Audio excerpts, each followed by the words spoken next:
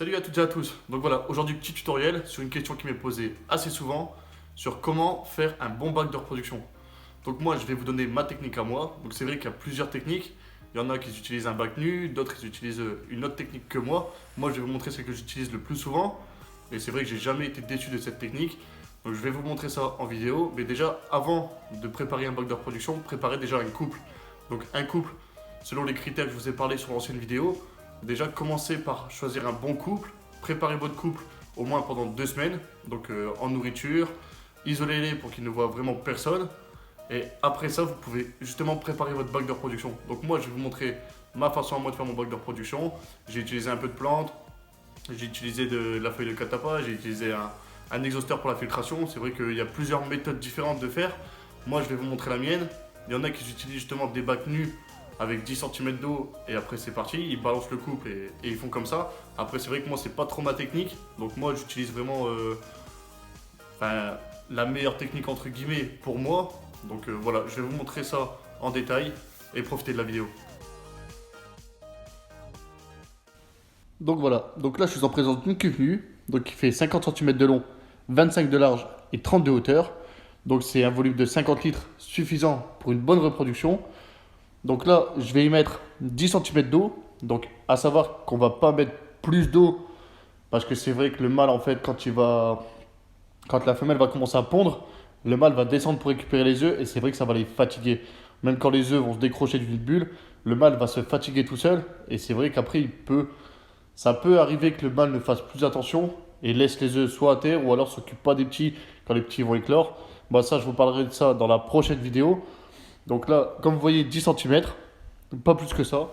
Parce que comme je vous disais, le mâle va se fatiguer en fait à faire des allers-retours entre le nid de bulle et le sol. Donc on va éviter de mettre trop d'eau pour justement éviter la fatigue. Donc là, à présent, je vais m'équiper de mon exhausteur. Donc quelque chose que je place avant, parce que c'est vrai que certains le placent après, mais moi je préfère le placer avant. Comme ça au moins il est déjà dans le décor et ça évite justement de tout rebouger, de remuer l'eau quand les alevins vont être là. Donc moi je préfère le mettre avant et être tranquille. Là à présent je vais y mettre un chauffage. À savoir que l'eau doit être chauffée le plus souvent à 28-29. C'est vrai qu'on a tous une technique différente sur la chaleur de notre bac. Moi personnellement je mets toujours mon eau à peu près à 28-29 parce qu'on a toujours justement des couples qui s'y plaisent mieux à 28-29 que 25-26. Donc là à présent je vais y mettre un thermomètre pour avoir justement une vue constante de la température de mon eau. Après ça, je vais placer une demi-bouteille d'eau dans mon aquarium pour justement protéger ma femelle lors des premières heures d'échange entre le mâle et la femelle. Donc la bouteille sera percée, je vous montrerai ça un peu plus tard dans la vidéo. Donc là, à présent, je vais placer quelques décors. Donc moi, mes décors, c'est vrai que certains diront que ce sont des décors et que ça ne se met pas dedans. Moi, personnellement, je les mets dedans car mes décors sont troués de part et d'autre, donc qui permettront à la femelle d'aller se cacher plus facilement ou d'esquiver justement le mâle. Donc comme là, rentrer d'un côté et sortir de l'autre.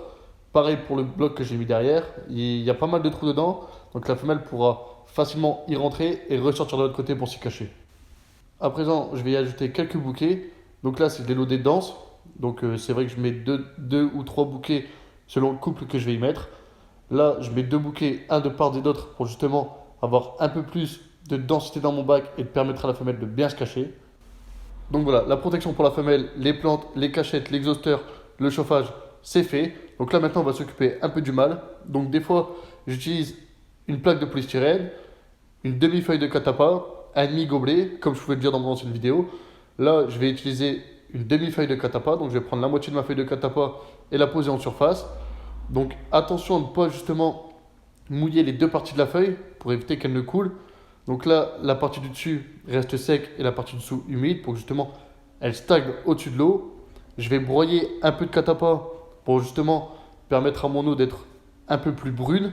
Donc c'est vrai, c'est pas obligatoire, mais moi personnellement je préfère. Donc là, comme on voit d'un côté l'endroit pour mon mâle et de l'autre énormément de cachettes pour ma femelle.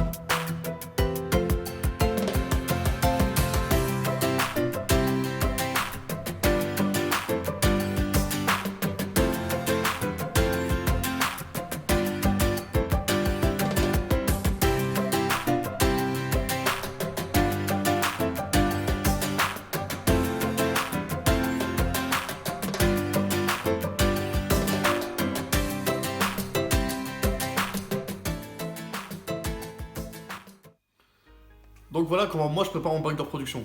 Donc là, incessamment sous peu, je vous ferai une vidéo sur, enfin un tuto numéro 2 sur comment présenter son couple et un tuto numéro 3 sur la reproduction en général. Donc comment le mâle va s'occuper des œufs et enfin comment ça se passera. Donc voilà, n'hésitez pas à vous abonner, liker, partager. Et puis si ça vous a plu, n'hésitez pas à laisser un petit commentaire. Et puis voilà, comme d'habitude, je vous remercie.